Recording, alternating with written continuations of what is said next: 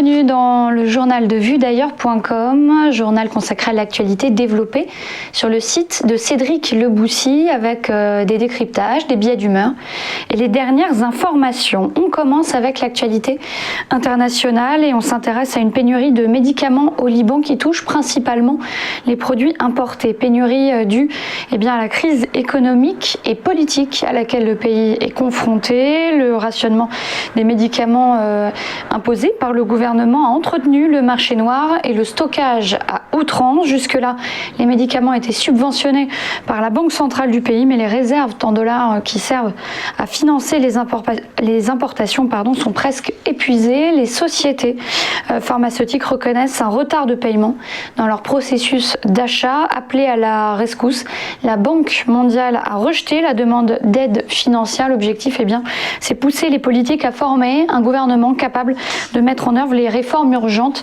et éviter tout aggravement de cette crise. Mais voilà, la situation s'éternise, toute aggravation de la crise. Plus d'infos et de détails sur le site de vuedailleurs.com.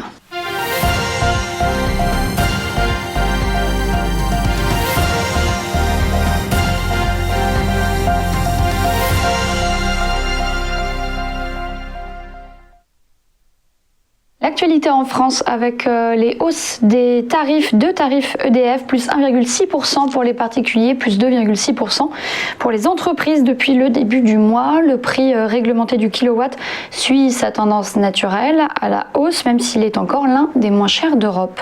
Plusieurs raisons à cela. EDF a besoin d'argent pour financer ses investissements en nucléaire et son endettement à cause de projets non encore rentables. De plus, la société obtient de la part de la Commission de la régulation sur l'électricité qui décide du prix de l'électricité, une revalorisation du prix du kilowatt qui se traduit par une augmentation progressive 2 fois par an. On peut citer également, pourquoi pas, les conséquences de la crise sanitaire avec notamment les impayés d'entreprises ou encore des ménages en difficulté que doivent supporter les consommateurs. Et puis enfin, EDF est empêtré dans un projet de réforme Hercule qui séparerait l'entreprise en 3 pôles et le dossier n'avance pour l'instant pas à Bruxelles. Plus d'informations sur le site de vuedailleurs.com. À suivre l'actualité économique et sociale.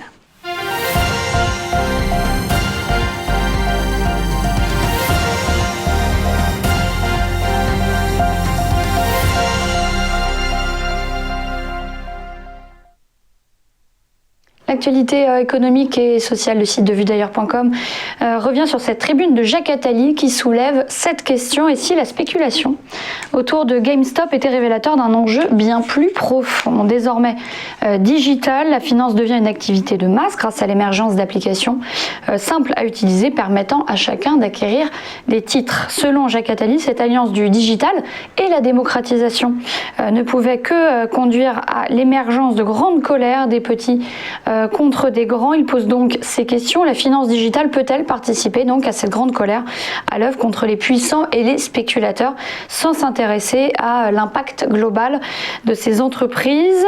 Peut-on voir aussi se développer une fake finance aussi nuisible que le sont les fake news dont on a beaucoup parlé depuis plusieurs années? Optimiste, Jacques Attali veut voir dans la crise que nous traversons l'opportunité de nous confronter, voire de régler ces problèmes. À suivre dans un instant l'actualité culturelle.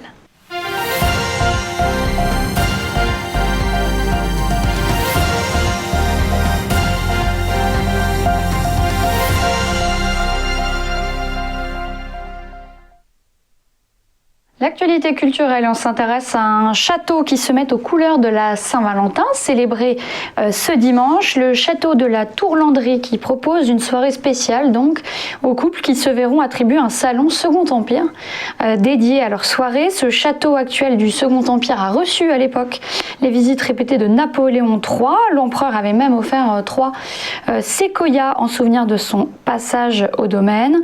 Ironie de l'histoire, avant le dernier empereur de France, il s'agit de la dernière représentante de la monarchie des Bourbons, la duchesse de Berry, qui s'est rendue donc dans ce château de la Tour-Landry, qui a donc accueilli pas mal de monde. Depuis 2019, le château est devenu site touristique et est ouvert au public, restauré. Il accueille chaque année de plus en plus de visiteurs. Voilà, merci d'avoir été avec nous. N'oublions pas, toutes les informations que nous avons développées, elles sont évidemment à retrouver sur le site de Cédric Le Boussy, vuedailleurs.com. C'est la fin de ce journal. Excellente journée à vous.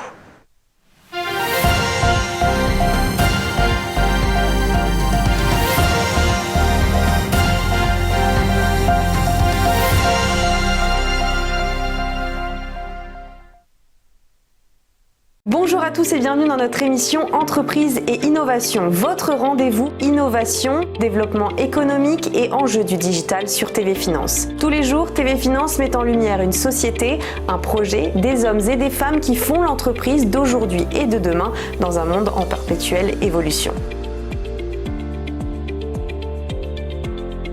Pour y participer, contactez-nous sur tvfinance.fr.